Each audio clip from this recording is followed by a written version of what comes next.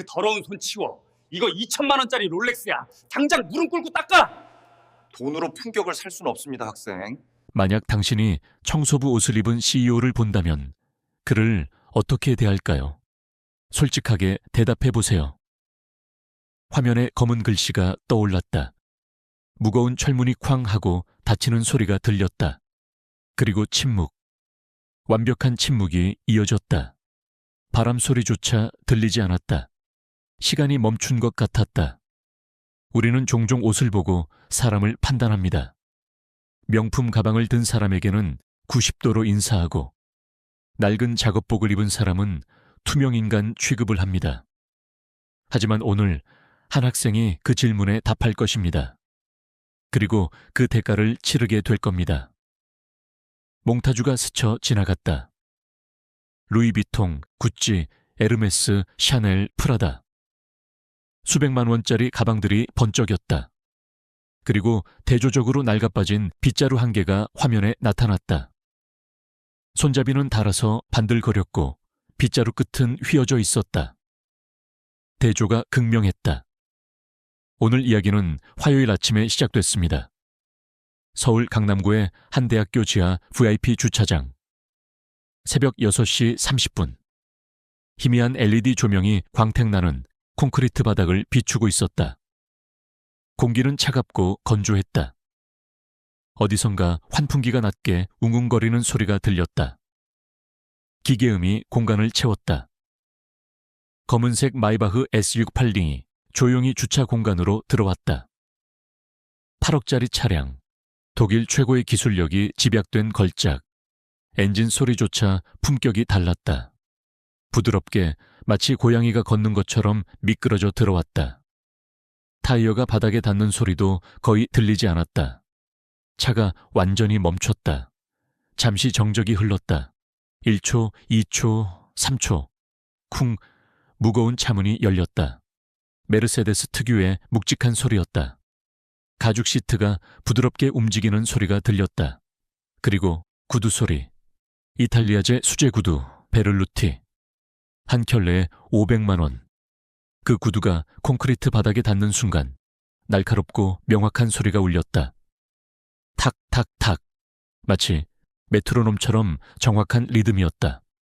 박강호 회장이 차에서 내렸다. 65세. 하지만 그 나이가 믿기지 않을 정도로 꼿꼿한 자세였다. 키는 178cm. 은발이 깔끔하게 빗어 넘겨져 있었다. 한 올도 흐트러짐이 없었다. 네이비색 정장은 그의 몸에 완벽하게 맞았다. 톰 포드 맞춤 정장. 아마도 3천만 원은 했을 것이다. 셔츠는 에르메스, 넥타이는 브리온이었다. 그의 손목에는 파텍 필립 그랜드 컴플리케이션이 빛나고 있었다. 3억 5천만 원. 그것도 시리얼 넘버가 007인 한정판.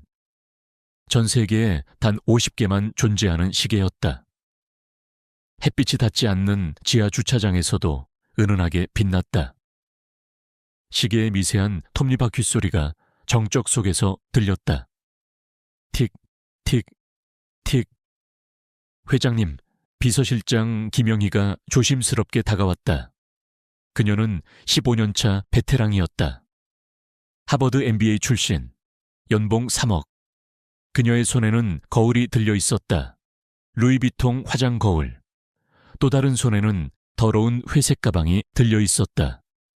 낡은 나이키 스포츠백. 가방에서는 묘한 냄새가 났다. 오래된 옷 특유의 퀴퀴한 냄새. 곰팡이 냄새도 약간 섞여 있었다. 박 회장이 천천히 금색 커프스 단추를 풀었다. 까르띠에 커프스. 다이아몬드가 박힌 한정판. 하나, 둘. 딸깍, 딸깍. 금속이 부딪히는 청명한 소리가 났다. 그리고 시계를 풀었다. 조심스럽게, 마치 갓난아기를 다루듯이. 시계줄의 버클을 푸는 소리가 났다. 찰칵. 그는 시계를 벨벳 박스에 넣었다. 프랑스제 수제 박스. 안감은 최고급 양가죽이었다. 딸깍. 박스가 닫히는 소리가 묘하게 종소리처럼 울렸다. 회장님, 정말 이렇게까지 하셔야 합니까?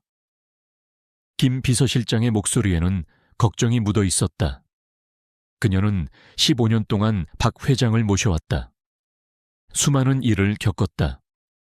적대적 M&A, 경영권 분쟁, 노조 파업. 하지만 이런 모습은 처음이었다. 회장이 청소부로 변장하다니. 영희 씨, 박 회장이 정장 재킷을 벗으며 말했다. 재킷을 벗는 소리가 부드럽게 들렸다. 내 자식들이 어떻게 컸는지 알지? 김 비서실장이 고개를 숙였다. 알고 있었다. 박 회장의 세 자녀, 첫째 아들 박준호, 하버드 MBA, 부회장. 둘째 딸 박소연, 스탠퍼드 경영학 박사, 전무. 막내 아들 박민수, 와튼스쿨 졸업, 상무. 모두 엘리트였다. 하지만 모두 인간미라고는 눈꼽만큼도 없는 사람들이었다. 돈만 보고 삽니다. 사람은 안 봐요. 직원들을 노예 취급하고 거래처를 호구로 봅니다. 자기들보다 못한 사람은 인간 취급도 안 해요. 박 회장이 씁쓸하게 웃었다. 입가에 주름이 깊게 팼다. 내가 그렇게 키운 겁니다. 내 잘못이죠. 돈이면 다 된다고 가르쳤으니까. 그는 회색 가방을 열었다. 지퍼 소리가 크게 울렸다. 지이익. 안에는 낡은 청소부 작업복이 들어있었다. 진한 회색, 여기저기 얼룩이 져 있었다. 진짜 청소부한테서 50만 원 주고 산 것이었다. 3년 동안 실제로 사용한 옷이라고 했다. 소매 부분은 헤어져 있었고 실밥이 튀어나와 있었다. 무릎 부분은 기워져 있었다. 검은 실로 대충 기운 자국이 선명했다. 그리고 곳곳에 지워지지 않는 얼룩들이 있었다. 커피 자국, 음식물 자국, 그리고 정체를 알 수 없는 검은 얼룩들. 회장이 바지를 입었다. 바지를 입는 소리가 거칠게 들렸다. 천이 뻣뻣해서였다. 허리 부분이 늘어나 있었다. 고무줄이 다 늘어난 상태였다. 그는 벨트를 꽉 조였다. 벨트도 낡았다. 가죽이 갈라져 있었다. 상의를 입었다. 어깨 부분에 한국대학교 시설관리팀이라고 적혀 있었다. 글씨는 한때 흰색이었을 것이다. 하지만 지금은 누런색이었다. 색이 바래서 글씨가 잘 보이지 않았다. 거울 주세요. 김 비서실장이 거울을 들어 올렸다. 박 회장이 자신의 모습을 바라봤다. 거울 속의 자신은 완전히 다른 사람이었다. 하지만 뭔가 부족했다. 너무 깨끗했다. 그는 주머니에서 작은 통을 꺼냈다. 구두약이었다. 검은색 구두약. 그는 손가락에 약간 묻혔다. 차갑고 끈적한 감촉이 느껴졌다. 그리고 볼에 문질렀다. 한 번, 두 번, 세 번. 검은 얼룩이 생겼다. 마치 며칠 씻지 않은 것처럼.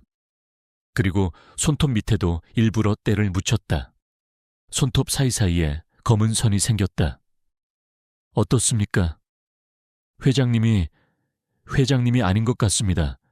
완전히 다른 사람 같아요. 그럼 됐어요. 박 회장이 만족스럽게 고개를 끄덕였다.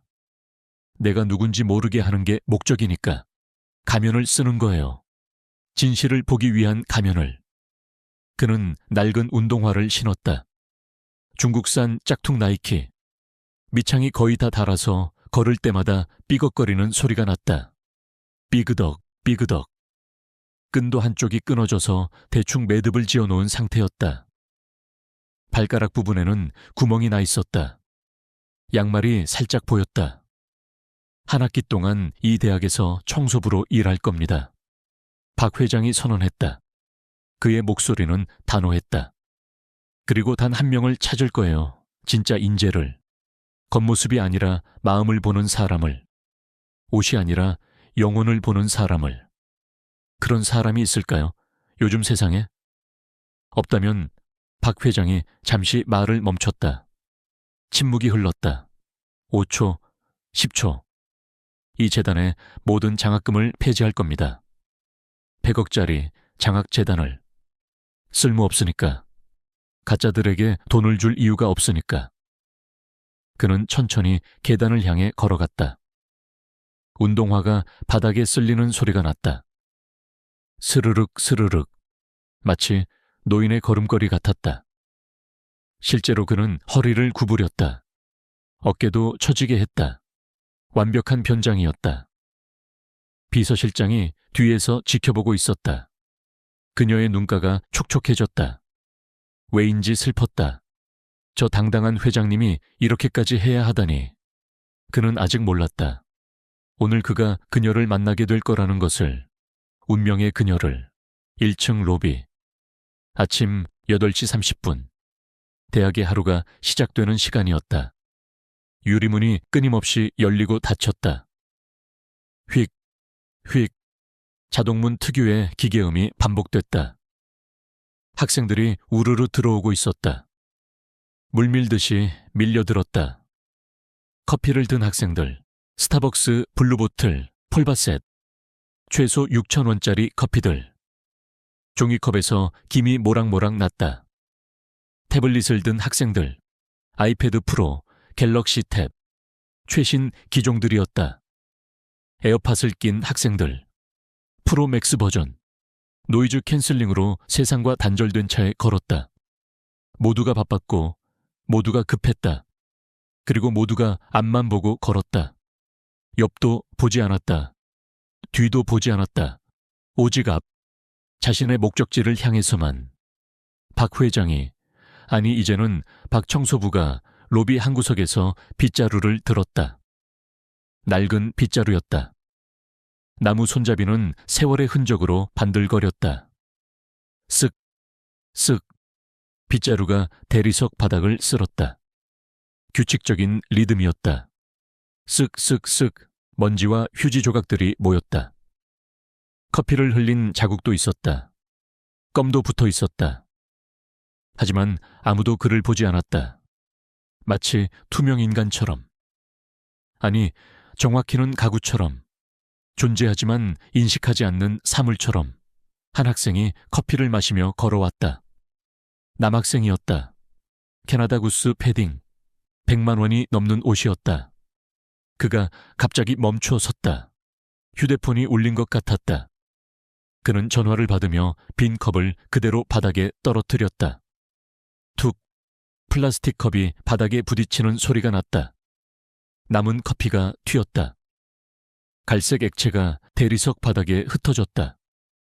바로 박 청소부가 막 쓸어 모은 곳이었다. 방금 깨끗이 한 곳, 그리고는 아무 일도 없었다는 듯이 계속 걸어갔다. 그래. 어제 클럽 완전 대박이었어. 그의 목소리가 멀어져 갔다. 박 청소부가 잠시 멈췄다. 그 학생을 바라봤다. 눈빛에 무언가가 스쳤다. 실망? 분노? 아니면 연민. 하지만 학생은 이미 엘리베이터에 타고 있었다. 문이 닫히는 소리가 들렸다. 띵. 박 청소부가 다시 허리를 굽혔다. 무릎을 꿇었다. 바닥에 흘린 커피를 닦기 위해 걸레를 꺼냈다. 회색 걸레. 한때는 흰색이었을 것이다. 그는 조용히 커피를 닦았다. 쓱쓱. 그리고 컵을 주웠다. 쓰레기통에 넣었다. 그의 표정은 읽을 수 없었다. 마스크를 쓴 것처럼 무표정했다. 저 학생들은 생각했다. 그가 그저 더러운 청소부라고. 월급이나 받는 하인이라고. 그들이 밟고 있는 바닥의 주인이라는 것을 모른 채, 이 건물을 지은 사람이라는 것을 모른 채 또 다른 그룹이 지나갔다. 여학생 셋이었다. 모두 화려했다. 모두 명품 가방을 들고 있었다. 샤넬 클래식 플랫백, 구찌 마몽, 프라다 리에디션. 최소 300만 원에서 500만 원. 가방이 햇빛에 반짝였다. 그들의 대화가 들려왔다. 높은 목소리였다. 어제 그 카페 갔어?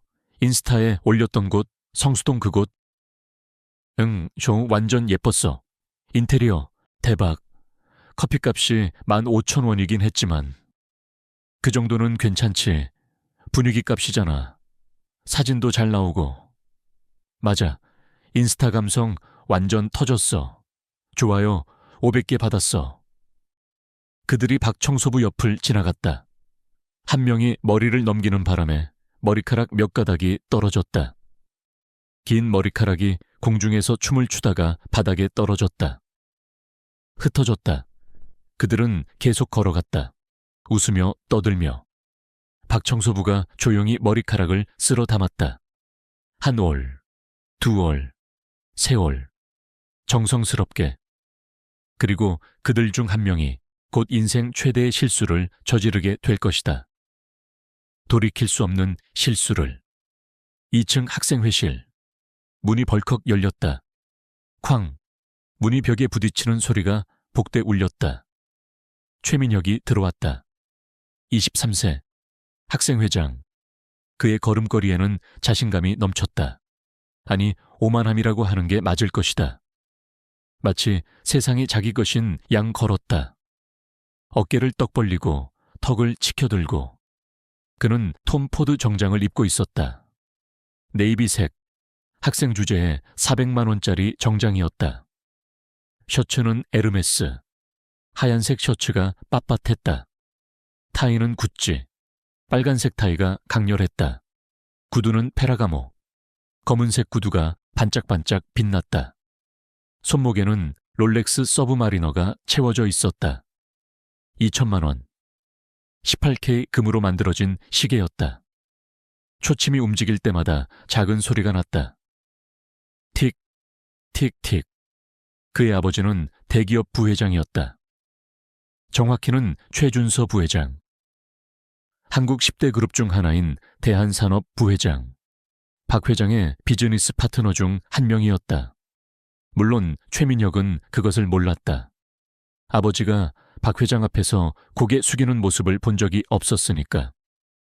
야들, 오늘 점심 뭐 먹을래? 민혁이 큰 소리로 물었다. 목소리가 방 전체에 울렸다. 학생회 임원들이 우르르 모여들었다. 마치 왕을 모시는 신하들처럼. 그들의 눈에는 아부가 가득했다. 비굴함도 섞여 있었다. 회장님이 정하시는 대로요. 그럼 새우시 먹으러 가자. 긴자스시. 내가 쏜다. 환호성이 터졌다. 와, 회장님 최고. 새우시 오마카세. 인당 15만 원. 점심으로는 사치스러운 가격이었다. 하지만 민혁에게는 푼돈이었다. 아버지 법인카드가 있었으니까. 그들이 우르르 1층으로 내려왔다. 계단을 내려오는 소리가 요란했다. 쿵쿵쿵. 마침 박청소부가 로비를 청소하고 있었다. 여전히 쓱쓱 빗자루질을 하고 있었다. 민혁이 그를 보더니 눈살을 찌푸렸다. 코를 막는 신용을 했다. 아, 냄새. 그가 과장되게 코를 막으며 말했다. 청소부 아저씨, 좀 떨어져서 일해요. 학생들한테 방해되잖아요. 악취나요. 박청소부가 고개를 숙였다. 죄송합니다. 조심하겠습니다. 그리고 나이도 많은데 왜 이런 일 해요? 젊었을 때 공부 안 했어요. 놀기만 했어요. 임원들이 킥킥거렸다. 맞아요. 회장님 말씀이 맞아요. 공부를 했으면 이런 일 안 하죠. 민혁이 더 신이 났다. 청중이 있으니 더 거만해졌다. 그러니까 이 나이에 남의 쓰레기나 치우는 거죠. 안 그래요? 월급도 얼마 안 되죠. 150? 200? 박청소부가 대답하지 않았다. 그저 계속 바닥을 쓸었다. 쓱, 쓱. 규칙적인 소리만 들렸다. 대답 안 하네요. 귀 먹었어요. 민혁이 목소리를 높였다. 그때였다. 잠깐만요. 맑은 목소리가 들렸다. 모두가 돌아봤다. 복도 끝에서 누군가 다가오고 있었다. 그 손이 빗자루를 멈추게 한 것은 작은 손이었다. 하얀 손, 거칠었지만 따뜻한 손. 한지은이 거기 서 있었다. 22세, 경영학과 3학년, 전액 장학생. 그녀의 모습은 다른 학생들과 확연히 달랐다. 명품 대신 보세 옷을 입고 있었다. 동대문에서 산 2만 원짜리 블라우스. 하지만 깨끗하게 다려져 있었다. 새 운동화 대신 밑창이 다른 낡은 컨버스. 하얀색이었지만 이제는 회사에게 가까웠다. 그리고 어깨에는 5년은 됐을 법한 낡은 백팩. 지퍼가 고장나서 안전핀으로 고정해 놓았다. 하지만 그녀의 눈은 빛났다. 맑고 투명한 호수 같은 눈이었다. 깊이를 알 수 없는 눈. 그 눈에는 확신이 서려 있었다. 왜 그런 식으로 말씀하세요?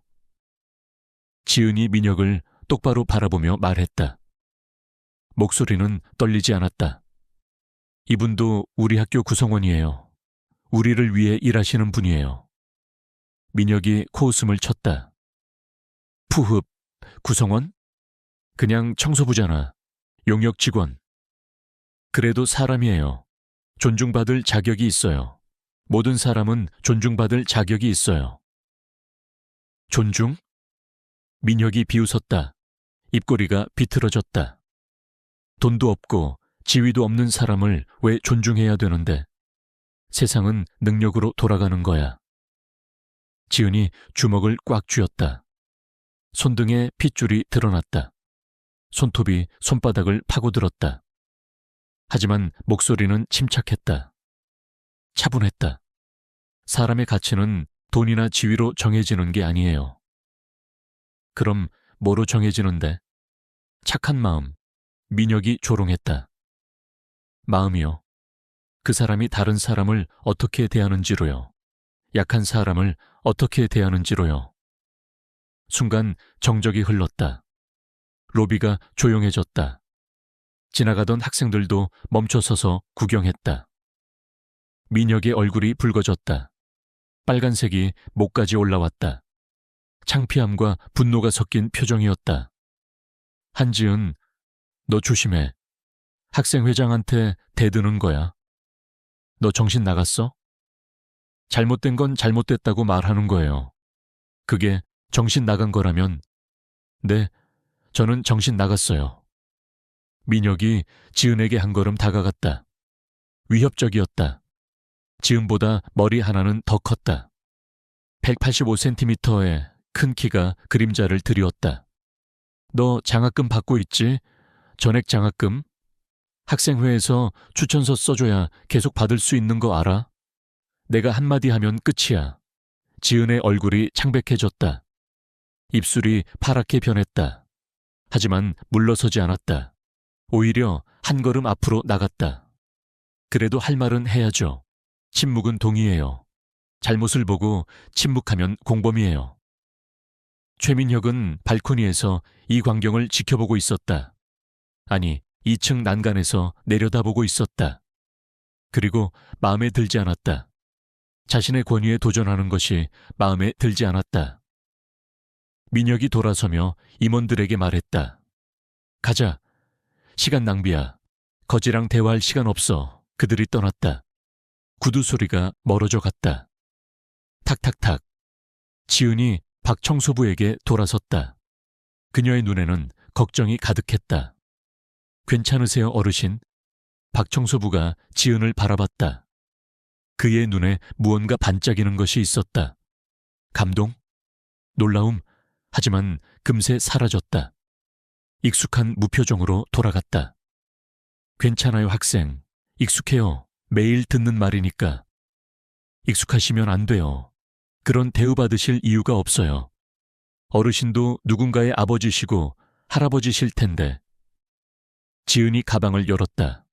지퍼 소리가 났다. 찍. 그리고 뭔가를 꺼냈다. 따뜻한 두유였다. 편의점에서 파는 1,000원짜리. 하지만 김이 모락모락 나고 있었다. 방금 든 것이었다.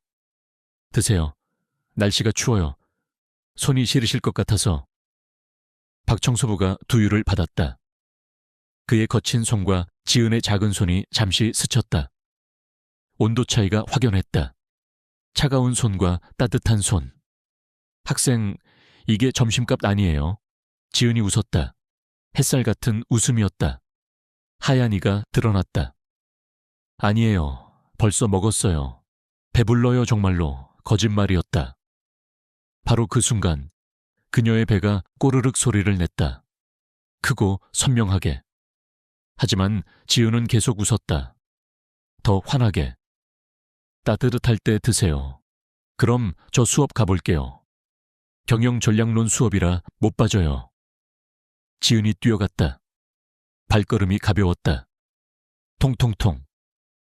계단을 오르는 소리가 들렸다. 박청소부가 두유를 들고 서 있었다. 따뜻했다. 손이 아니라 마음이. 가슴 깊은 곳이 따뜻해졌다. 그는 두유를 한 모금 마셨다. 달콤했다. 눈물이 날 정도로. 캠퍼스 카페테리아. 점심시간 12시 30분. 수백 명의 학생들이 북적거렸다.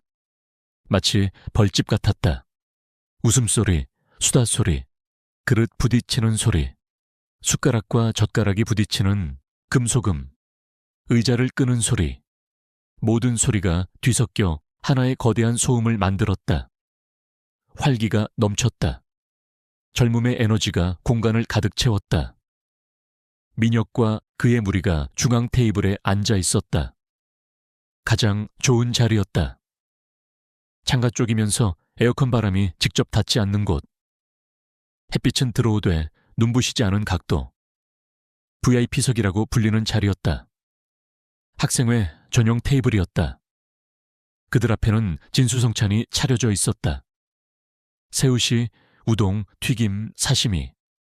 한 상 가득이었다. 접시만 수십 개가 넘었다. 15만 원짜리 오마카세를 포장해온 것이었다. 간장 냄새, 와사비 냄새, 참기름 냄새가 진동했다. 그 장학생 말이야.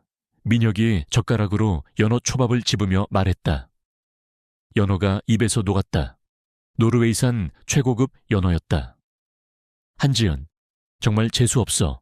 주제도 모르고. 맞아요, 회장님. 주제 파악을 못해요. 부회장 김진수가 맞장구 쳤다. 가난한 주제에 목소리만 커. 총무 이현아가 덧붙였다. 아마 관심 받고 싶어서 그러는 거 아닐까요? 홍보부장 박성민이 추측했다. 그들이 킥킥거렸다. 비웃음이 테이블에 퍼졌다. 민혁이 콜라를 마시다가 일부러 컵을 쳤다. 팔꿈치로 밀었다. 쏴. 콜라가 테이블에 쏟아졌다. 갈색 액체가 사방으로 튀었다. 하얀 테이블보가 갈색으로 물들었다. 바닥까지 흘러내렸다. 어이, 청소부. 민혁이 손가락을 튕기며 소리쳤다. 딱. 손가락 튕기는 소리가 카페테리아에 울렸다. 박 청소부가 구석에서 일어났다. 그는 잠시 쉬고 있었다. 두유를 마시며. 그가 천천히 다가왔다. 손에 걸레와 대걸레를 들고 발걸음이 느렸다. 나이든 사람의 걸음이었다. 이거 빨리 치워요. 끈적거리잖아. 보기도 싫고. 박청소부가 조용히 테이블을 닦기 시작했다. 먼저 휴지로 콜라를 흡수했다. 그리고 젖은 걸레로 닦았다. 마지막으로 마른 걸레로 마무리했다. 정성스러운 동작이었다. 민혁이 일부러 팔을 뻗어 또 다른 컵을 쳤다. 이번엔 오렌지 주스였다. 노란색 액체가 튀었다. 과육이 여기저기 흩어졌다. 아이고, 또 실수했네. 미안해요, 아저씨. 일거리 만들어서. 힘드시죠? 임원들이 폭소했다. 하하하. 회장님 너무해요. 하지만 그들의 웃음에는 조롱이 가득했다. 박청소부는 아무 말 없이 그것도 닦았다. 무릎을 꿇고 바닥에 흘린 주스까지 깨끗이 닦았다. 60대의 무릎이 바닥에 닿는 것은 쉽지 않은 일이었다. 관절에서 뚝 소리가 났다. 월급 받으니까 해야지 뭐. 민혁이 비아냥거렸다. 우리 등록금으로 월급 나가는 거 알아요? 한 달에 얼마나 받아요? 200? 250에. 박 청소부가 잠시 동작을 멈췄다. 걸레를 든 손이 멈췄다. 하지만 곧 다시 닦기 시작했다. 더 정성스럽게. 그러니까 열심히 하세요. 우리가 아저씨 먹여 살리는 거나 마찬가지니까. 우리가 돈 내니까 아저씨가 월급 받는 거예요. 그때 지은이 카페테리아에 들어왔다. 손에는 삼각김밥 하나가 들려 있었다. 참치마요 김밥 1,500원짜리. 그녀의 점심이었다. 아침도 거른 상태였다. 어제 저녁도 라면이었다. 하지만 그녀는 익숙했다. 가난은 그녀의 오랜 친구였다. 그녀는 구석자리로 가서 조용히 앉았다. 햇빛도 들지 않는 자리였다. 에어컨 바람이 직접 닿는 추운 자리였다. 하지만 조용했다. 공부하기 좋았다. 책을 펴고 공부하면서 김밥을 한 입씩 베어 물었다. 경영전략론 교재였다. 500페이지가 넘는 두꺼운 책. 중고로 산 책이라 밑줄이 그어져 있었다. 누군가의 메모도 있었다. 민혁이 그녀를 발견했다. 눈이 번뜩였다. 아기가 서린 눈빛이었다. 어이, 한지은. 지은이 고개를 들었다. 표정은 평온했다. 여기 와봐. 지은이 책을 덮고 일어났다. 그리고 천천히 다가갔다. 발걸음은 당당했다. 주눅들지 않았다. 왜 구석에서 혼자 먹어? 친구 없어? 아, 맞다. 가난한 애들이랑만 놀지. 공부하면서 먹는 게 편해요. 시간 절약도 되고. 공부, 민혁이 비웃었다. 삼각김밥 먹으면서 그게 점심이야? 개밥이지. 지은이 대답하지 않았다. 그저 민혁을 바라볼 뿐이었다. 불쌍하다 정말. 민혁이 큰 소리로 말했다. 일부러 주변 사람들이 듣도록. 목소리를 높였다. 장학금 받아도 그 모양이야? 그 돈 다 어딨어? 도박이라도 해? 몇몇 학생들이 쳐다보기 시작했다. 수군거리는 소리가 들렸다. 저 애가 한지은이래. 전액 장학생이라며? 근데 왜 저렇게 가난해 보여? 아까 청소부 아저씨 편든 거 보니까. 민혁이 계속했다. 목소리가 더 커졌다. 너도 그 수준이구나. 가난한 사람들끼리 통하는 게 있나 봐. 같은 냄새가 나니까. 지은의 손이 떨렸다. 주먹을 꽉 쥐었다. 손톱이 손바닥을 파고들었다. 하지만 목소리는 또렷했다. 흔들리지 않았다. 가난한 게 부끄러운 게 아니에요. 남을 무시하는 게 부끄러운 거죠. 뭐? 최민혁 씨야말로 불쌍해요. 돈과 지위가 없으면 아무것도 아닌 사람이니까. 아버지 없으면 뭐가 되겠어요? 순간 카페테리아가 조용해졌다.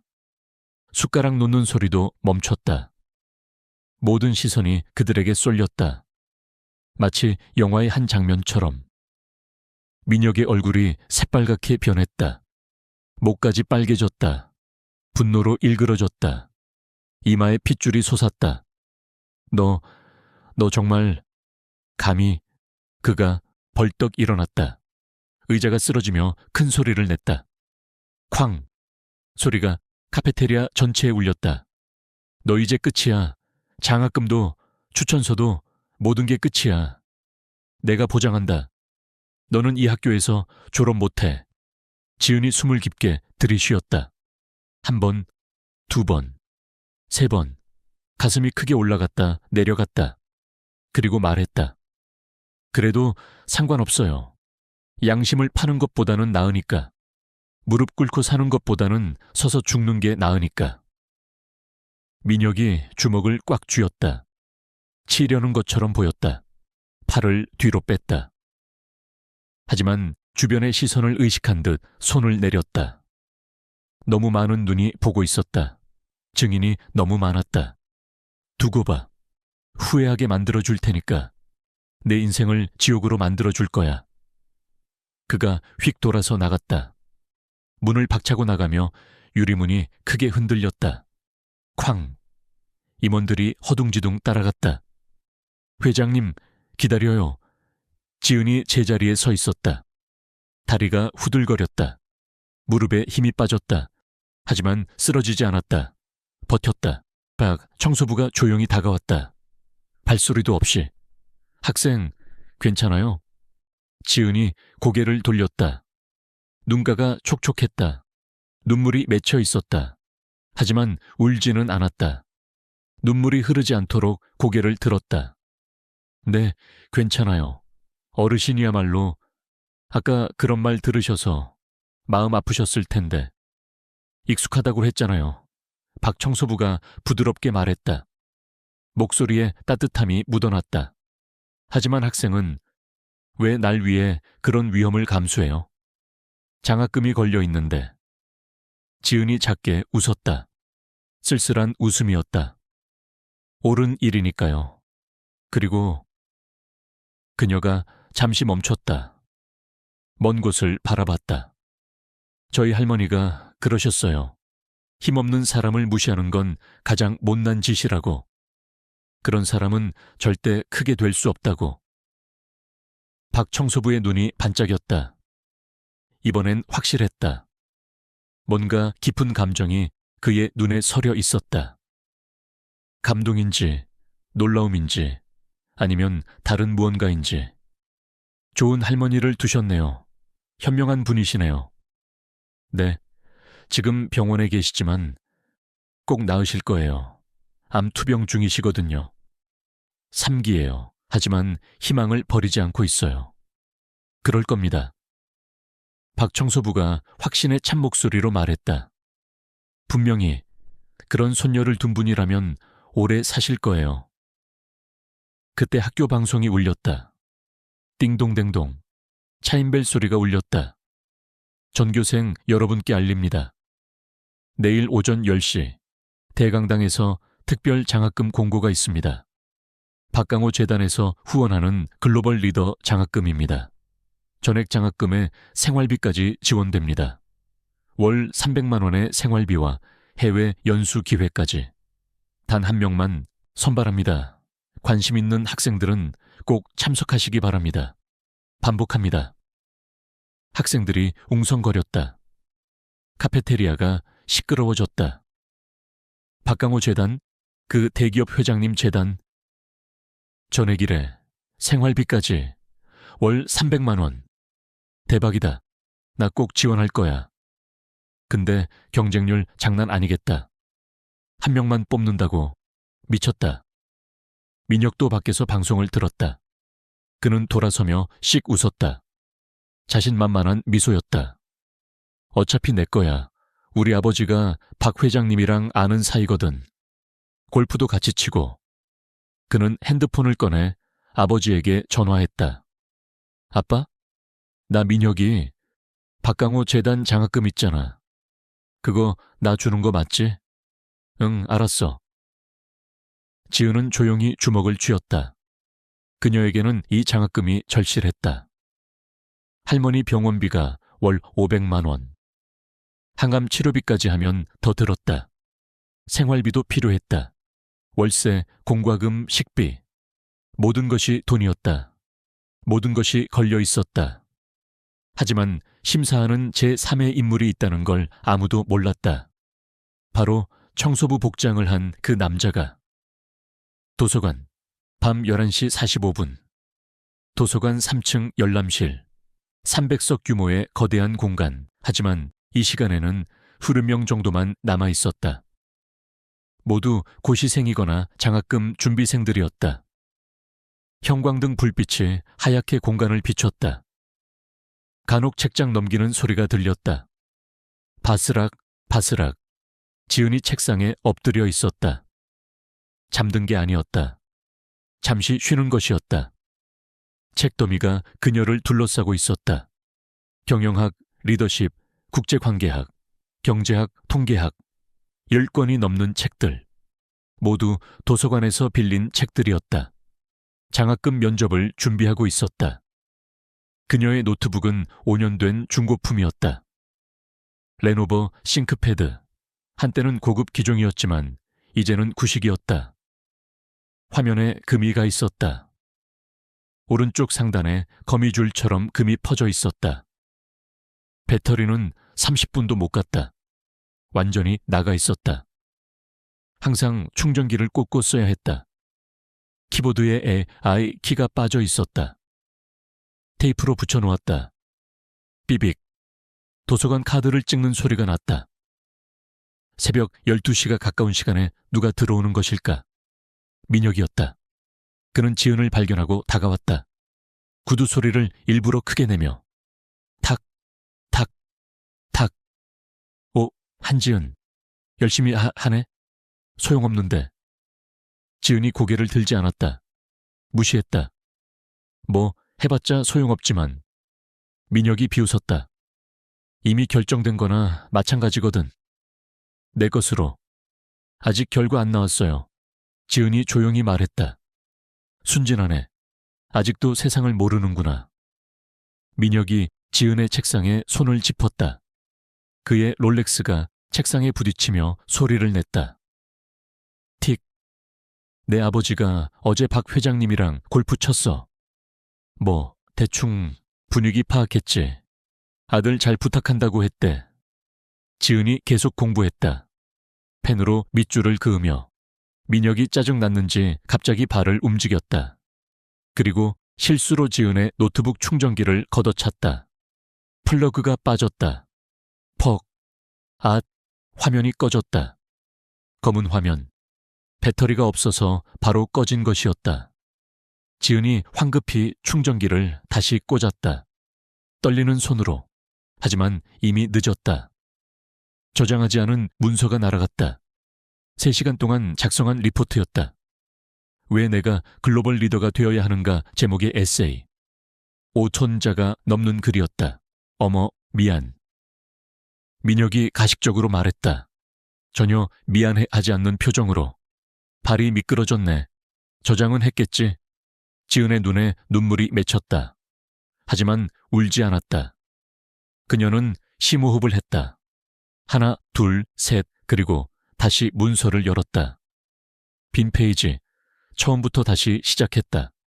첫 문장을 다시 썼다. 지은은 입술을 깨물었다.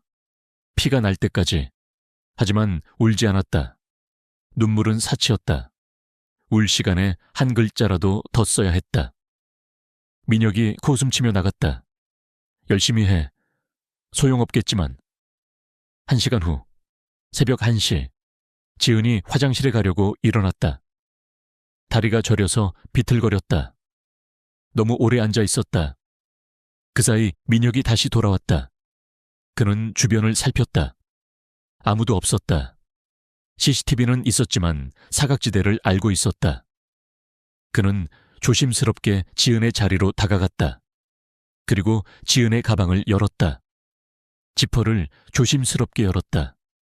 소리가 나지 않도록. 그리고 무언가를 넣었다. 작은 비닐봉투였다. 안에는 현금 50만 원이 들어있었다.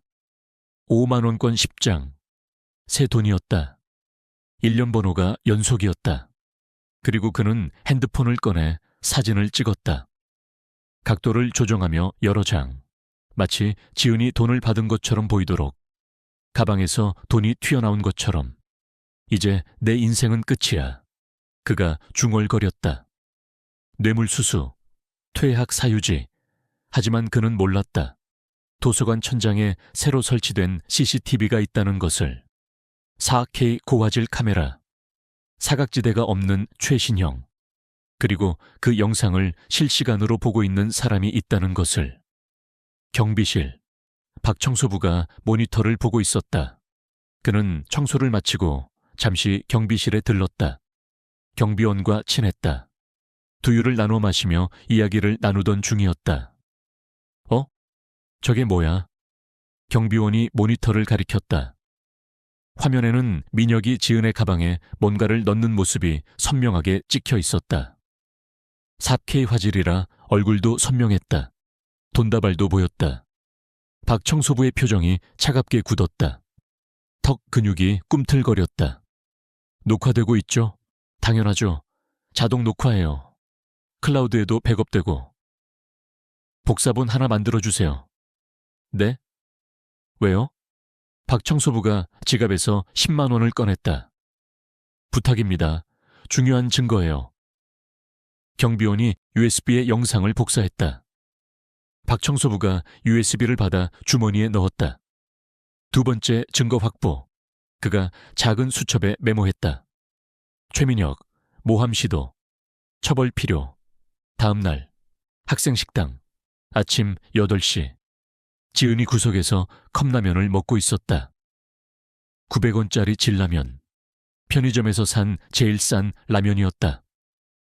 뜨거운 물을 부어 3분을 기다렸다. 김이 모락모락 올라왔다. 매운 냄새가 코를 자극했다. 어제 밤을 꼬박 새웠다. 날아간 리포트를 다시 쓰느라. 눈이 충혈되어 있었다. 빨간 실핏줄이 선명했다. 손이 떨렸다. 카페인 과다 섭취 때문이었다. 커피를 5잔이나 마셨다. 자판기 커피 300원짜리. 한지은 날카로운 목소리가 들렸다. 민혁이었다. 그의 뒤에는 학생회 임원 2명이 서 있었다. 부회장과 총무. 그들의 표정은 엄숙했다. 마치 검사처럼. 뭐예요? 지은이 피곤한 목소리로 물었다. 너 지금 당장 학생회실로 와. 왜요? 수업 있는데. 묻지 말고 따라와. 중요한 일이야. 학생들이 수군거리기 시작했다. 무슨 일이래? 한지은이 뭘 잘못했나? 어제 민혁이랑 싸웠다던데. 지은이 어리둥절한 표정으로 따라갔다. 불안한 예감이 들었다. 학생회실. 민혁이 책상 뒤에 앉았다. 마치 판사처럼. 책상 위에는 서류들이 놓여 있었다. 그리고 사진들. 한지은, 너 어제 도서관에서 뇌물 받았지? 뭐라고요? 지은의 눈이 커졌다. 민혁이 사진을 내밀었다. 지은의 가방에서 돈봉투가 나온 사진이었다. 50만 원이 선명하게 보였다. 이게 뭐야? 50만 원. 누구한테 받은 거야? 교수님한테? 아니면 선배한테? 지은의 얼굴이 창백해졌다. 입술이 파랗게 변했다. 이건 제 돈이 아니에요. 누가 넣은 거예요. 저는 본 적도 없어요. 증거가 있는데 발뺌이야. 민혁이 쏘아붙였다. 목소리가 높아졌다. 장학금 받으려고 교수한테 뇌물 줬지. 아니면 받은 거야. 시험 문제라도 받았어? 아니에요. 정말 아니에요. 이건 모함이에요. 그럼 왜 내 가방에 있어? 설명해봐. 지은이 말문이 막혔다. 설명할 수가 없었다. 자신도 처음 보는 돈이었으니까. 민혁이 일어났다. 의자가 뒤로 밀렸다. 끽. 이건은 징계위원회에 보고하겠어. 뇌물수수 혐의로. 당연히 장학금 자격도 박탈이고 퇴학까지 가능해. 지은의 다리가 휘청거렸다. 세상이 빙글빙글 돌았다. 제발 그러지 마세요. 정말 억울해요. 저는 아무것도 한 게 없어요. 억울하면 증명해. 할 수 있으면. 그때 문이 열렸다. 박청소부가 들어왔다. 손에 쓰레기통을 들고. 하지만 이상했다. 평소와 달랐다. 허리가 곧았다. 눈빛이 날카로웠다. 뭐야. 청소 시간 아닌데. 민혁이 짜증냈다. 박청소부가 조용히 말했다. 목소리가 달랐다. 저음이었다. 위험이 있었다. 죄송합니다. 하지만 이것 좀 보셔야 할 것 같아서요. 그가 작은 USB를 꺼냈다. 검은색 USB. 32기가. 뭐야 그게? 민혁이 불안한 표정을 지었다. 어제 도서관 CCTV 영상입니다. 민혁의 얼굴이 굳었다. 핏기가 빠졌다. 학생이 직접 돈을 넣는 장면이 찍혀 있더군요. 석회의 화질로. 아주 선명하게. 뭐라고? 박청소부가 USB를 책상에 놓았다. 툭. 작은 소리가 났지만 민혁에게는 천둥소리처럼 들렸다. 확인해 보시죠. 컴퓨터 있잖아요. 민혁의 손이 떨렸다. 땀이 났다. 이마에 송글송글. 이건 어떻게... CCTV는 거짓말 안 합니다. 박청소부가 차분히 말했다. 그리고 이미 복사본을 여러 개 만들어뒀습니다. 경비실, 교무처, 그리고 제 개인 이메일에도. 민혁이 주저앉았다. 다리에 힘이 빠졌다. 게임이 끝났다. 그가 졌다. 완벽하게. 지은이 믿을 수 없다는 표정으로 박청소부를 바라봤다. 어르신이 왜? 어떻게? 박청소부가 부드럽게 미소 지었다. 주름진 얼굴에 따뜻한 미소가 번졌다. 학생이 나를 도와줬잖아요. 이번엔 내 차례입니다. 은혜는 갚아야죠. 민혁은 그제야 깨달았다. 자신이 얼마나 큰 실수를 했는지. 하지만 아직 진짜 실수가 무엇인지는 몰랐다. 자신이 밟아온 사람이 누구인지 모른다는 것을. 일주일 후, 최종 면접 날. 대회의실, 아침 9시. 거대한 원탁이 놓여 있었다. 검은색 대리석 테이블. 면접관 3명이 앉아 있었다. 학장, 교무처장, 그리고 외부 심사위원. 학장은 60대 남성. 회색 정장을 입고 있었다. 교무처장은 50대 여성. 검은색 정장이었다. 외부 심사위원은 얼굴이 보이지 않았다. 그림자에 가려져 있었다. 하지만 아무도 몰랐다. 4번째 심사위원이 있다는 것을, 청소 도구함 뒤에 숨어서 듣고 있는 사람이 있다는 것을. 민혁이 먼저 들어갔다. 그는 5만 달러짜리 아르마니 정장을 입고 있었다. 검은색, 완벽하게 맞춤이었다. 구두는 베를루티, 시계는 파텍 필립. 총 1억이 넘는 차림이었다. 자신감이 넘쳤다. 아니, 오만함이 넘쳤다. 자기소개를 해주세요. 민혁이 준비한 대사를 읊기 시작했다. 안녕하십니까. 저는 최민혁입니다. 학생회장을 맡고 있고 성적은 상위 10%입니다. 제 아버지는 대한산업 최준서 부회장이시고 저는 태어날 때부터 리더십 교육을 받았습니다. 하버드 MBA 진학이 목표이고 그는 30분 동안 자신의 스펙을 늘어놓았다. 화려한 스펙이었다. 토익 990점, 탭스 1급, 중국어 HSK 6급, 일본어 JLPT N1. 봉사시간 200시간. 하지만 그것은 모두 돈으로 산 것이었다. 과외로, 학원으로, 대필로. 단 한 번도 봉사나 타인이라는 단어를 쓰지 않았다. 모든 문장의 주어는 나였다. 마지막으로 하고 싶은 말이 있나요? 이 장학금은 제가 받아야 합니다. 왜냐하면 저는 태어날 때부터 리더였으니까요. 그리고 제 아버지가 박 회장님과 친하십니다. 면접관들이 눈살을 찌푸렸다. 외부 심사위원이 메모를 했다. 부적격이라고. 다음은 지은이었다. 그녀는 여전히 낡은 정장을 입고 있었다. 어젯밤에 다림질한 정장. 10만 원짜리. 동대문에서 샀다. 면접용으로 아껴둔 유일한 정장이었다. 어깨 부분이 약간 헤어져 있었다. 실로 꿰매 놓았다. 다행히 눈에 잘 띄지 않았다. 구두도 낡았다. 한때는 검은색이었지만 이제는 회사에게 가까웠다. 굽이 닳아 있었다. 그래도 열심히 닦아서 광택이 났다. 하지만 그녀의 눈은 빛났다. 별처럼 빛났다. 문을 열고 들어왔다. 인사를 했다. 90도. 정중한 인사였다. 자기소개를 해주세요. 지은이 심호흡을 했다. 그리고 말하기 시작했다. 안녕하십니까. 한지은입니다. 저는 특별한 스펙은 없습니다. 면접관들이 놀랐다. 이런 시작은 처음이었다.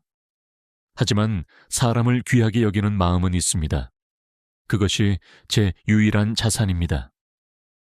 구체적으로 설명해 주세요. 지은이 잠시 생각하더니 말했다. 목소리가 떨렸다. 하지만 진실했다. 얼마 전 저는 한 어르신을 도와드렸습니다. 청소부 어르신이었는데 부당한 대우를 받고 계셨어요. 학생들이 무시하고 조롱하고 저는 그냥 지나칠 수 없었습니다. 그것 때문에 불이익을 받았나요?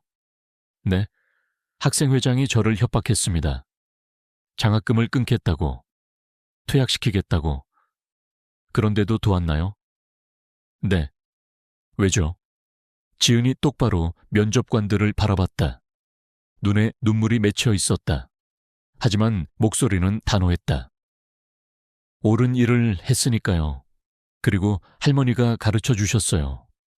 가장 낮은 곳에 있는 사람을 어떻게 대하느냐가 그 사람의 진짜 모습이라고. 면접관들이 고개를 끄덕였다. 외부 심사위원이 메모했다. 적격이라고. 할머니에 대해 더 말해주세요. 지은의 표정이 부드러워졌다. 할머니는 제 전부예요. 부모님이 일찍 돌아가셨거든요. 교통사고로. 제가 5살 때 할머니가 저를 키워주셨어요. 폐지 줍고 김밥 팔고 식당 일하시면서 지금은 암 투병 중이세요. 3기. 하지만 포기하지 않으세요. 저 때문에. 장학금이 왜 필요한가요? 할머니 치료비 때문입니다. 그리고 제가 성공해서 할머니 같은 분들을 돕고 싶어요. 힘없고 가난한 사람들을. 그들도 사람이니까요. 존중받아야 하니까요. 마지막으로 하고 싶은 말은 지은이 일어섰다. 그리고 깊이 인사했다. 기회를 주셔서 감사합니다. 떨어져도 후회 없습니다. 제 이야기를 들어주셨으니까요. 그녀가 나갔다. 밖에서 박 청소부가 듣고 있었다. 그의 눈에서 눈물이 흘렀다. 그는 조용히 눈물을 닦았다. 찾았다. 드디어 찾았다. 그로부터 사흘 후 결과 발표일. 대강당. 오전 10시. 대강당에는 또다시 수백 명이 모여 있었다. 1000석 규모의 대강당이 가득 찼다. 긴장감이 감돌았다. 공기가 무거웠다. 민혁이 앞자리 중앙에 앉아 있었다. VIP석. 빨간색 쿠션이 깔린 특별석이었다. 여유로운 표정이었다. 입가에 미소가 걸려 있었다. 그의 아버지가 어제 전화했다. 다 해결했다. 네가 받을 거다. 옆자리에는 그의 부모가 앉아 있었다. 최준서 부회장과 그의 아내. 둘 다 명품으로 치장하고 있었다. 최 부회장은 10억짜리 리차드 밀 시계를 차고 있었다. 지은은 이번에도 맨 뒷자리에 앉았다. 구석진 자리. 기둥 뒤라 무대가 잘 보이지 않는 자리였다. 기대하지 않았다. 아니, 포기했다. 민혁의 배경을 이길 수 없다는 걸 알고 있었다. 돈과 권력을 이길 수 없다는 걸. 그녀는 그저 왔을 뿐이었다. 마지막까지 최선을 다한 자신에 대한 예의였다. 학장이 무대에 올라왔다. 마이크를 잡았다. 스피커에서 삑 소리가 났다. 드디어 결과를 발표하겠습니다. 박강호 재단 글로벌 리더 장학금 수상자는.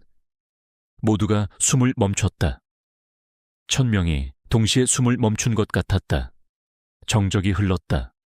아직 발표할 수 없습니다. 웅성거림이 터져 나왔다. 뭐야? 왜? 장난해? 왜냐하면 오늘 특별한 분이 오셨기 때문입니다. 박강호 회장님께서 직접 오셨습니다. 강당이 술렁거렸다. 함성이 터졌다. 박강호 회장, 재벌 총수가 직접 3조 원 자산가가. 문이 열렸다. 옆문이 아니었다. 정문이 열렸다. 쾅. 무거운 나무 문이 열리는 소리가 울렸다. 검은 정장을 입은 경호원들이 들어왔다. 10명. 모두 190cm가 넘는 거구들이었다. 그들이 도열했다. 레드카펫을 깔았다. 빨간색 카펫이 입구에서 무대까지 이어졌다.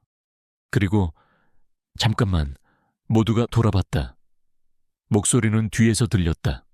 맨 뒤, 청소도구함 옆, 비상구 옆, 박 청소부가 거기 서 있었다. 여전히 더러운 회색 작업복을 입고, 여전히 낡은 운동화를 신고, 얼굴에는 검은 얼룩이 묻어 있었다.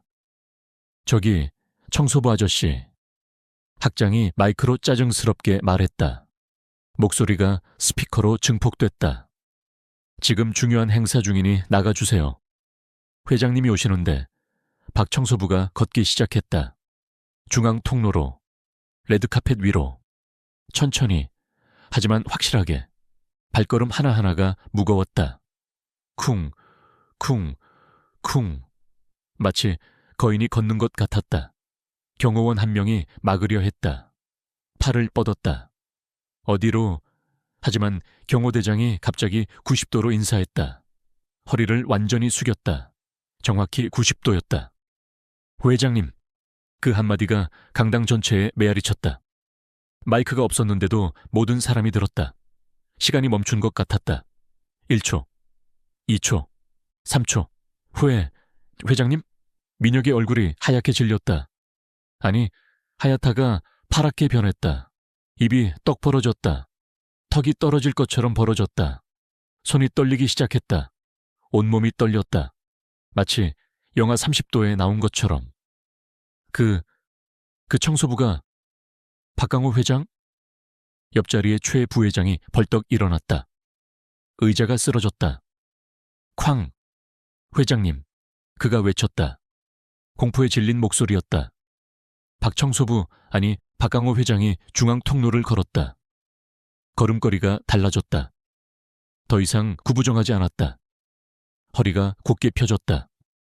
어깨가 펴졌다. 턱이 올라갔다. 키가 커 보였다. 아니, 실제로 컸다. 178cm. 당당했다. 위험이 있었다. 박수 소리가 들렸다.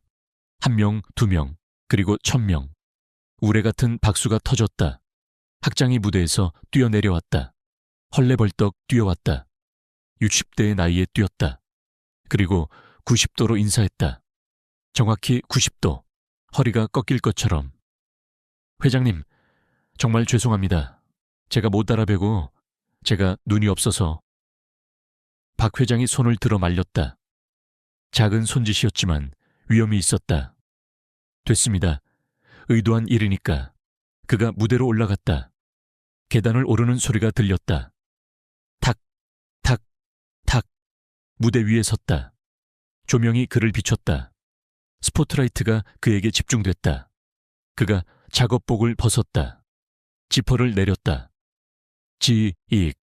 회색 작업복이 바닥에 떨어졌다. 툭. 안에는 최고급 정장이 있었다. 네이비색 정장, 에르메스 정장, 3천만 원짜리. 완벽하게 다려져 있었다. 주름 하나 없었다. 마치 껍질을 벗는 것 같았다. 애벌레가 나비가 되는 것처럼. 민혁은 그때 깨달았다. 자신이 발로 밟은 사람이 이 세계의 신이었다는 것을. 자신이 쓰레기 취급한 사람이 자신의 운명을 쥐고 있는 사람이었다는 것을. 박 회장이 마이크를 잡았다. 손이 마이크를 감쌌다. 확실한 그립이었다. 마이크가 그의 입 가까이 갔다. 숨소리가 스피커로 들렸다. 후, 깊은 숨이었다. 여러분, 목소리가 강당에 울려 퍼졌다. 저음이었다. 중후한 목소리. 권위가 서린 목소리. 더 이상 떨리는 노인의 목소리가 아니었다. 저는 지난 한 달간 이 학교에서 청소부로 일했습니다. 강당이 쥐 죽은 듯 조용해졌다. 바늘 떨어지는 소리도 들릴 것 같았다. 숨소리조차 들리지 않았다. 1000명이 동시에 숨을 멈춘 것 같았다. 왜 그랬을까요? 박 회장이 천천히 무대를 걸었다. 좌우로. 마치 강연하는 것처럼. 여러분의 진짜 모습을 보기 위해서입니다. 지위가 없을 때, 힘이 없을 때, 돈이 없을 때, 여러분이 어떤 사람인지 보고 싶었습니다. 그의 시선이 객석을 훑었다. 천천히. 한 명 한 명을 보는 것처럼. 그리고 저는 봤습니다. 많은 것을 봤습니다. 시선이 민혁에게 향했다. 민혁이 고개를 숙였다. 고개를 들 수 없었다. 온몸이 떨렸다. 땀이 흘렀다. 등이 젖었다. 식은땀이었다. 최민혁 학생. 이름이 호명되자 민혁이 움찔했다. 온몸이 경직됐다. 당신은 나를 쓰레기 취급했습니다.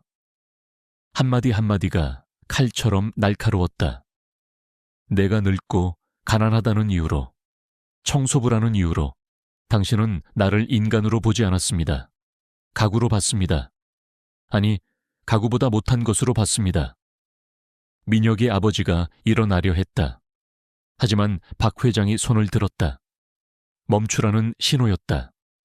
최 부회장, 앉으세요. 아직 제 얘기가 끝나지 않았습니다. 최 부회장이 털썩 주저앉았다. 다리에 힘이 빠진 것처럼. 그리고 다른 학생을 괴롭혔죠. 역시 가난하다는 이유로. 한지은 학생을. 지은의 이름이 나오자 모든 시선이 뒤를 돌아봤다. 지은을 찾았다. 지은은 기둥 뒤에 숨어 있었다. 얼굴이 빨개졌다. 갑작스러운 관심이 부담스러웠다. 무엇보다 용서할 수 없는 건 박 회장의 목소리가 차가워졌다. 얼음처럼 차가웠다. 당신이 한지은 학생을 모함했다는 겁니다. 뇌물을 넣어놓고 신고했죠. 대형 스크린이 내려왔다. 프로젝터가 켜졌다. 화면이 나타났다. 도서관 CCTV 영상이었다. 4K 화질. 선명했다. 민혁이 지은의 가방을 여는 장면. 돈을 넣는 장면. 사진을 찍는 장면. 모든 것이 낱낱이 드러났다. 학생들이 경악했다. 헐, 대박, 저게 사람이야? 진짜 최악이다. 쓰레기네. 수군거림이 파도처럼 퍼졌다. 작은 속삭임이 큰 소음이 됐다. 민혁의 얼굴이 토마토처럼 빨개졌다. 아니, 자주색이 됐다. 숨을 제대로 쉴 수 없었다. 과호흡이 왔다. 헉. 저런, 진짜 최악이다. 어떻게 저럴 수가. 비난의 목소리가 사방에서 들려왔다. 손가락질이 시작됐다. 1000개의 손가락이 그를 가리켰다. 민혁의 아버지가 객석에서 벌떡 일어났다. 얼굴이 파랗게 질려 있었다. 회장님, 이건 오해입니다. 제 아들은 그럴 사람이 아닙니다. 최 부회장, 박 회장이 그를 차갑게 바라봤다. 눈빛이 얼음 같았다. 당신과의 계약도 재검토하겠습니다. 이런 아들을 둔 사람과 사업할 수 없으니까. 최 부회장이 무릎을 꿇었다. 1000명이 보는 앞에서 자존심을 버렸다. 회장님, 제발 한 번만 용서해 주십시오. 제가 잘못 키웠습니다. 용서는 피해자가 하는 겁니다. 박 회장이 시선을 돌렸다. 한지은 학생, 지은이 놀라 일어났다. 떨리는 다리로. 앞으로 나오세요. 지은이 천천히 걸어 나왔다. 중앙 통로로 1000명의 시선을 받으며 다리가 떨렸다. 손이 떨렸다. 하지만 걸었다. 한 걸음 한 걸음 무대에 올라섰다. 박 회장과 마주했다. 최민혁을 용서하시겠습니까? 지은이 민혁을 바라봤다. 민혁은 울고 있었다. 처음으로 진짜 눈물을 흘리고 있었다.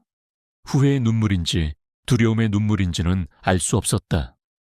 지은이 깊게 숨을 들이쉬었다. 그리고 말했다. 저는 용서할 수 없습니다, 지금은. 하지만 언젠가는 용서할 수 있기를 바랍니다. 그가 진정으로 반성한다면. 박 회장이 고개를 끄덕였다. 현명한 답입니다. 그럼 이제 제 결정을 발표하겠습니다. 그가 민혁을 다시 바라봤다. 최민혁 학생은 즉시 퇴학입니다. 퇴학이요. 민혁이 비명을 질렀다. 목소리가 갈라졌다. 그럴 수 없어요. 제 인생이 망가져요. 이미 망가져 있었습니다. 당신의 인성이. 경비원들이 민혁을 끌어냈다. 그는 계속 소리쳤다. 아빠, 살려줘. 하지만 소용없었다. 최 부회장도 아무것도 할 수 없었다. 무력했다. 돈과 권력이 무력했다. 박 회장이 시선을 돌렸다. 지은을 바라봤다. 그의 표정이 부드러워졌다. 따뜻한 미소가 번졌다. 한지은 학생. 네, 회장님. 당신은 절 몰랐습니다. 그저 늙고 가난한 청소부로만 알았죠. 네. 하지만 당신은 나에게 따뜻한 두유를 주었습니다. 당신의 점심값이었는데도. 지은의 눈에 눈물이 맺혔다. 이번엔 감동의 눈물이었다. 그리고 나를 위해 학생회장에게 맞섰습니다. 장학금을 잃을 수도 있는데도, 미래를 잃을 수도 있는데도 저는 그냥 옳은 일을 한 것뿐이에요. 바로 그겁니다. 박 회장이 미소 지었다. 진심 어린 미소였다. 옳은 일, 손해를 보더라도 옳은 일을 하는 사람, 그런 사람이 진짜 리더입니다. 그가 봉투를 꺼냈다. 금색 봉투였다. 고급스러운 봉투. 박강호 재단 글로벌 리더 장학금 수상자는 한지은 학생입니다. 박수가 터졌다. 우레 같은 박수. 기립박수였다. 1000명이 동시에 일어났다. 박수를 쳤다. 환호성이 터졌다. 짝짝짝짝짝. 와, 축하해요. 지은이 울었다. 참았던 눈물이 쏟아졌다. 뺨을 타고 흘렀다. 턱에서 떨어졌다. 무대 바닥에 떨어진 눈물이 조명에 반짝였다. 그리고 하나 더. 박 회장이 덧붙였다. 강당이 다시 조용해졌다. 당신의 할머니 병원비도 재단에서 전액 지원하겠습니다. 완치될 때까지. 최고의 병원에서 최고의 치료를.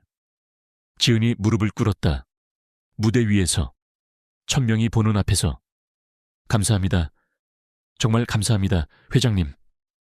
말을 잇지 못했다. 울음이 터졌다. 흐느꼈다. 온몸이 떨렸다. 박 회장이 그녀를 일으켜 세웠다.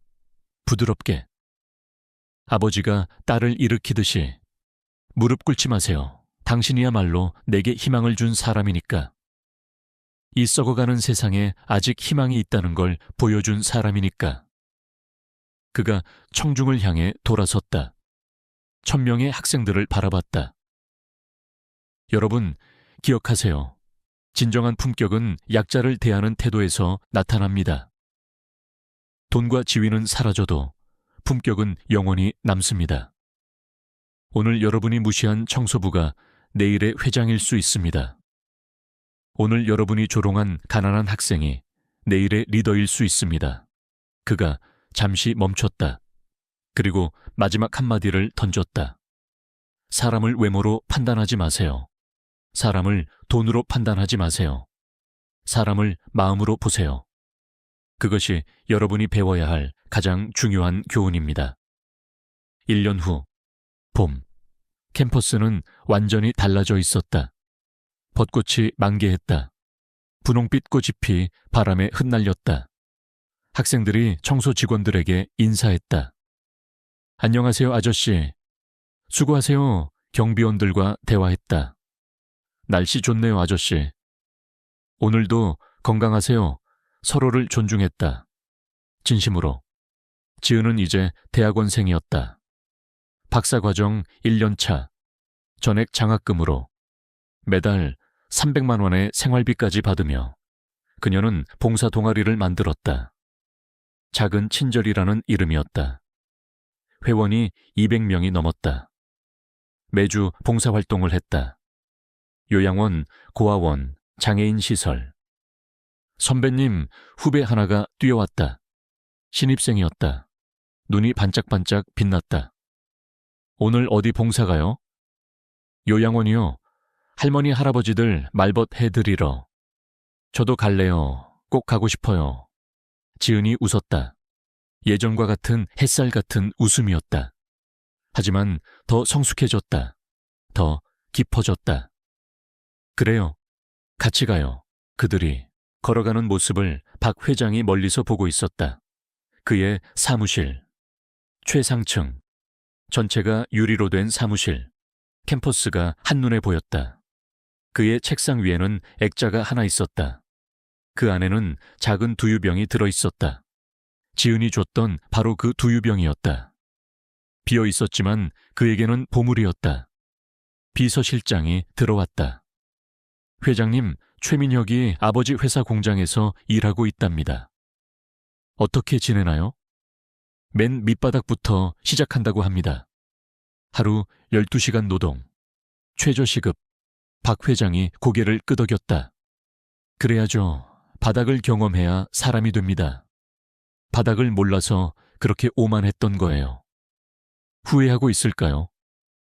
후회보다 중요한 건 깨달음입니다. 그가 깨달았길 바랍니다. 사람의 가치는 지갑이 아니라 가슴에 있다는 것을. 그는 다시 창밖을 봤다. 지은이 할머니 한 분을 부축해서 차에 태우고 있었다. 조심스럽게, 정성스럽게, 마치 자기 할머니처럼. 저 학생이 미래입니다. 박 회장이 중얼거렸다. 저런 사람이 세상을 바꿀 겁니다. 그때 전화가 울렸다. 비서실장이 받았다. 네, 비서실입니다. 아, 네, 알겠습니다. 그녀가 전화를 끊고 말했다. 지은 학생 할머니께서 완치 판정을 받으셨답니다. 박 회장의 얼굴에 미소가 번졌다. 정말 다행이네요. 할머니께서 회장님께 꼭 인사드리고 싶다고. 내가 직접 찾아가죠. 병원으로. 해가 지고 있었다. 노을이 캠퍼스를 황금빛으로 물들였다. 아름다운 저녁이었다. 병원, VIP 병실. 지은의 할머니가 침대에 앉아 있었다. 70대 후반. 백발이었지만 눈은 맑았다. 손에는 주름이 가득했지만 따뜻했다. 할머니, 지은이 뛰어들어왔다. 꽃다발을 들고. 우리 지은이. 할머니가 지은을 꼭 안았다. 완치래요. 완치. 암세포가 다 사라졌대요. 정말 다행이다. 정말. 그때 문이 열렸다.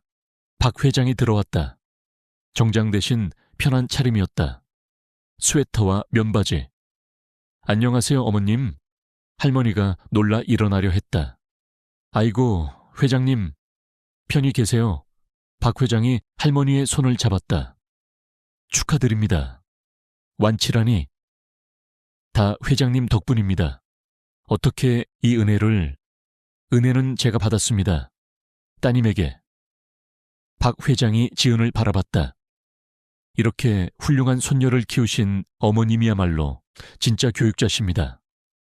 할머니의 눈에 눈물이 맺혔다. 지은이가 어렸을 때부터 가르쳤어요. 사람을 사람으로 대하라고. 가장 낮은 사람에게 친절하라고. 그 가르침이 세상을 바꿨습니다.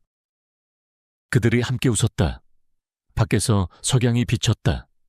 병실이 황금빛으로 물들었다. 5년 후, 지은은 박강호 재단에 이사가 됐다. 최연소 이사, 28세. 첫 프로젝트는 위장 면접 프로그램이었다. 모든 대기업에 도입할 겁니다. 지은이 발표했다. 진짜 인재를 찾는 유일한 방법입니다. 언론이 주목했다. 혁신적이다. 세상을 바꿀 아이디어, 기업들이 반발했다. 처음에는 너무 과격하다. 실현 불가능하다.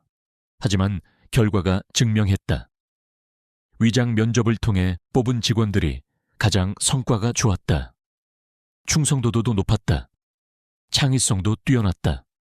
민혁도 한 중견기업에 입사했다. 5년간의 공장 생활 후 맨 밑바닥부터 시작했다. 사원으로. 하지만 불평하지 않았다. 그는 이제 알았다. 바닥을 아는 사람만이 정상에 설 자격이 있다는 것을. 선배님, 민혁이 지은을 찾아왔다. 완전히 다른 사람이 돼 있었다. 겸손하고 성실한 사람이. 정말 죄송했습니다. 그리고 감사합니다. 뭐가 감사해요? 저를 바꿔주셨잖아요. 선배님 덕분에 저도 사람이 됐어요. 지은이 미소 지었다. 스스로 바뀐 거예요. 저는 계기만 줬을 뿐. 10년 후, 박 회장이 은퇴를 선언했다. 후계자는 한지은 이사입니다. 세상이 놀랐다. 혈연도 아닌데? 너무 젊지 않나? 하지만 박 회장은 단호했다. 그녀야말로 제가 찾던 사람입니다. 사람을 사람으로 보는 리더. 지은이 회장이 된 첫날, 그녀가 한 일은 파격적이었다. 청소부 휴게실을 VIP 라운지로 바꿨다. 최고급 소파, 최신식 시설, 공기청정기, 안마 의자. 미쳤다는 사람도 있었다. 혁명이다라는 사람도 있었다. 하지만 결과는 놀라웠다. 직원들의 충성도가 하늘을 찔렀다. 생산성이 50% 올랐다. 주가가 사상 최고를 기록했다. 사람을 귀하게 여기면 기적이 일어납니다. 지은이 인터뷰에서 말했다. 전 세계가 주목했다. 하버드 비즈니스 스쿨에서 사례 연구를 했다. 한국의 기적이라고 불렸다. 20년 후 박 회장은 90세가 됐다. 요양원에 있었다. 최고급 요양원이 아니었다. 평범한 요양원이었다. 그가 원했다.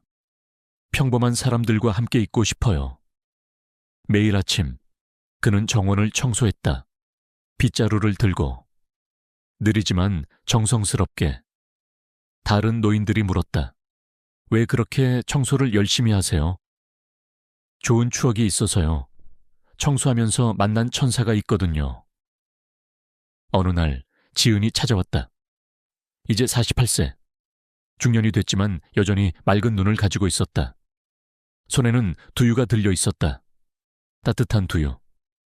회장님. 오, 우리 지은이. 그들이 벤치에 앉아 두유를 마셨다. 그때 생각나네요. 박 회장이 말했다. 처음 두유를 받았을 때.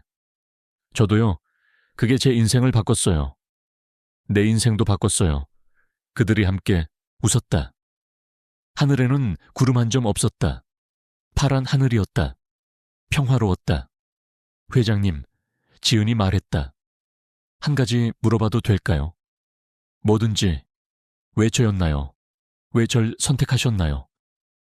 박 회장이 잠시 생각했다. 먼 곳을 바라봤다. 두유 때문이 아니었어요. 네? 두유를 주면서 한 말 때문이었어요. 어르신도 누군가의 아버지실 텐데라고 했잖아요. 지은이 고개를 끄덕였다. 그 순간 알았어요. 이 사람은 모든 사람 안에서 인간을 본다는 것을, 청소부 안에서도 누군가의 아버지를 본다는 것을. 박 회장이 지은의 손을 잡았다. 주름진 손과 중년의 손이 만났다. 그게 가장 귀한 재능이에요. 사람을 사람으로 보는 것. 그것보다 중요한 건 없어요. 해가 지고 있었다. 노을이 세상을 붉게 물들였다. 이야기는 끝나지 않습니다. 나레이터의 목소리가 들렸다. 어디선가 또 다른 박강호가 변장을 하고 있을 것입니다. 어디선가 또 다른 한지은이 두유를 건네고 있을 것입니다. 화면이 어두워졌다. 그리고 마지막 메시지가 떠올랐다. 당신이 오늘 무시한 사람이 내일 당신의 운명을 결정할 수 있습니다. 당신이 오늘 친절을 베푼 사람이 내일 당신의 천사가 될 수 있습니다. 사람을 겉으로 판단하지 마세요. 모든 사람은 소중합니다. 모든 사람은 누군가의 우주입니다. 끝. 에필로그. 30년 후 대한민국은 변했다. 갑질이라는 단어가 사전에서 사라졌다. 초등학교 교과서에 이 이야기가 실렸다. 두유 한 잔의 기적이라는 제목으로 전 세계 비즈니스 스쿨에서 필수 과목이 됐다. The Korean Miracle: How Kindness Changed Business. 민혁은 대기업 회장이 됐다. 정직한 경영으로 유명했다. 직원을 가족처럼 대하는 것으로 유명했다. 그의 사무실에도 두유병이 하나 있었다. 제 인생의 터닝 포인트를 잊지 않기 위해서요. 지은은 대통령이 됐다. 첫 여성 대통령. 취임사에서 그녀는 말했다. 저는 청소부를 존경합니다. 그들이 없으면 세상이 멈춥니다. 저는 모든 일하는 사람을 존경합니다. 박 회장은 100세를 넘겼다. 여전히 정정했다. 매일 아침 정원을 청소했다. 누군가 물었다. 인생에서 가장 중요한 순간이 언제였나요? 두유를 받은 순간이요. 왜요? 그때 알았거든요. 세상에 아직 희망이 있다는 걸. 그는 하늘을 올려다봤다. 그리고 그 희망이 세상을 바꿨어요. 바람이 불었다. 벚꽃 잎이 흩날렸다. 봄이었다. 새로운 시작의 계절이었다. 진짜 끝.